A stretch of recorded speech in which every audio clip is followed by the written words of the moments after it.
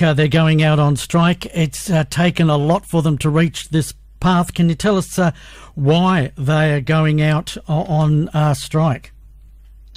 I think it comes down to the fact that the government hasn't been willing to put forward real in-class support that's going to benefit our teachers' workload and the students' learning.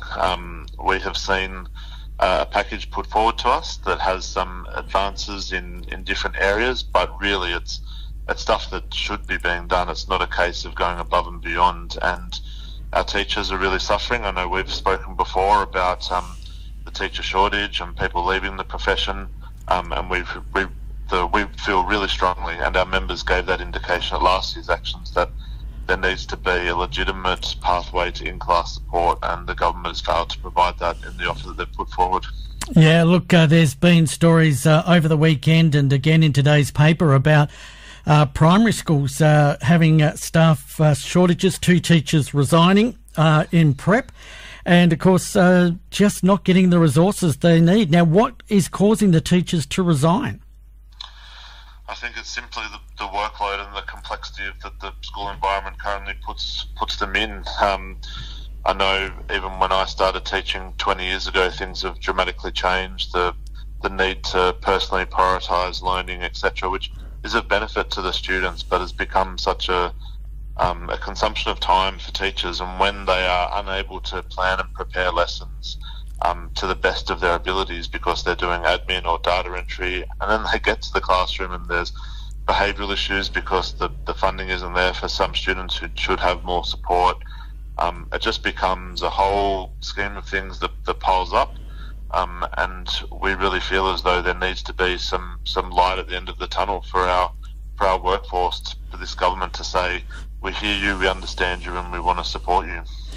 There is a shortage Australia-wide of OTs, psychologists.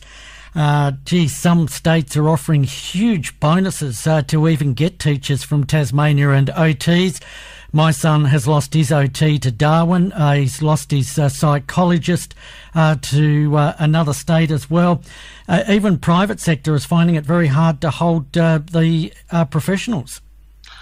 Absolutely, and I just feel as though there isn't a legitimate plan that's in place to actually look at this. What are we doing to try and incentivise people to go into that profession? Whether I've seen the announcement of some scholarships for the health profession.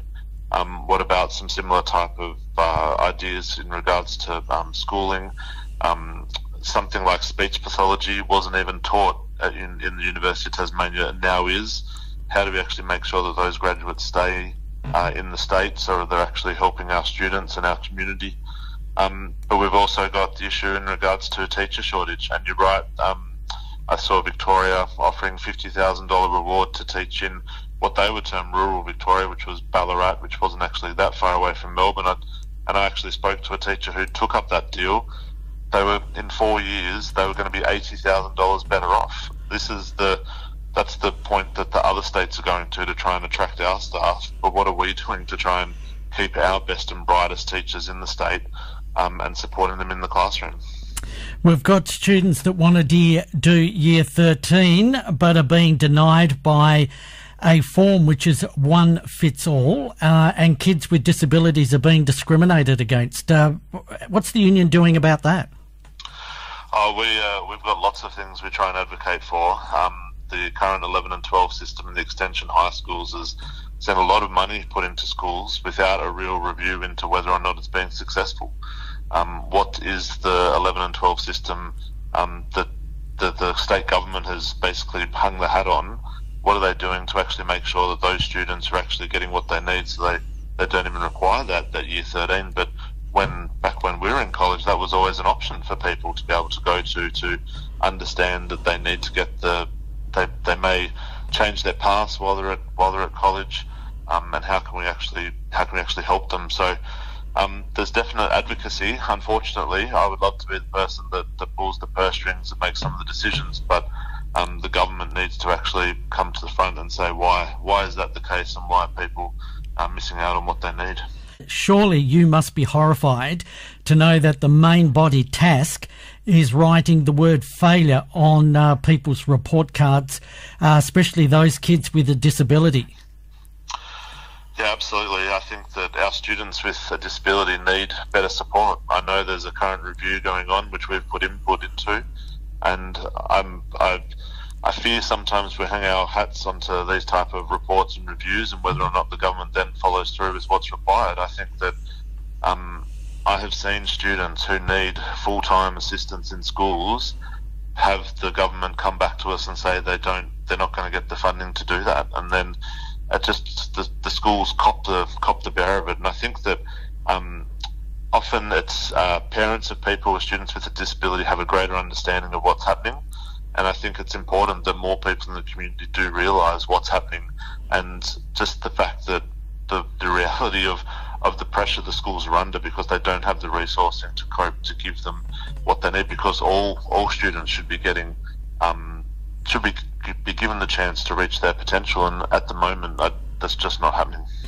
Yeah, we've got parents complaining they wanted their kids, and they had letters backing it up by paediatricians and OTs and specialists wanting to do Year 13, but the bureaucracy says no, they've passed, but they can't read or write, or they have poor literacy skills.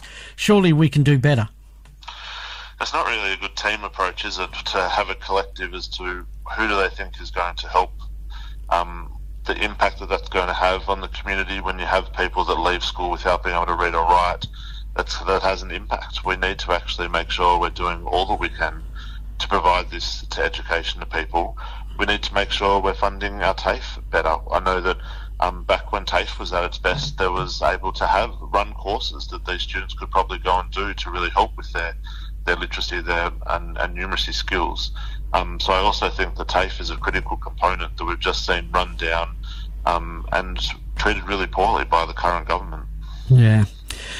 So tell us again, Friday, exactly what time will schools be doing a half day, and then parents will need to collect their kids by lunchtime? Well, at the moment, we still don't know. The Minister has not made an announcement as to when schools will close or how that's going to work.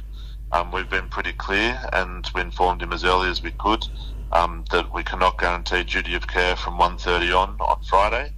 I would say to members of the community that the 8 days notice was the most we could give. Otherwise, we were going to be taking action during that plan, and we felt as though that wasn't fair on the schools or the students who are already stressed enough as it is when it comes to NAPLAN. So once the deadline came and went, we had to use this Friday as the most notice we could give community, and now it's up to the Minister to not stand around and I guess take his time. He needs to be very firm with what he's doing, so there can be a clear message to schools and parents as to what's going to be happening.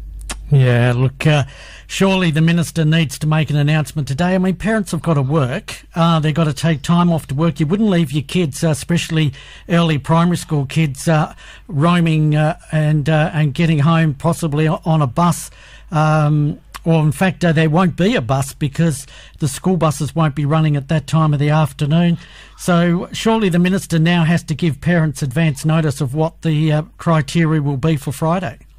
I totally agree. I know that the Minister did some media this morning, and I was expecting him to make that announcement, and I think the journalist was trying to get that to happen, and he still has not made that decision. So I'm not sure what he's waiting for. The message has been quite clear as to what's happening, and I think it must be disappointing. I know I myself, as a parent of 3 kids in public education, there needs to be a clear message as to what's going to happen. Yeah, David, look, we do apologise for the technical issues, but thank you for persevering with us, and we got through it. We thank you for all that you do for public education, and I know there are many parents that will be supporting the teachers on Friday. Thanks, Nigel. There we are, David Beresford, the President of the Australian Education Union Tasmania Division.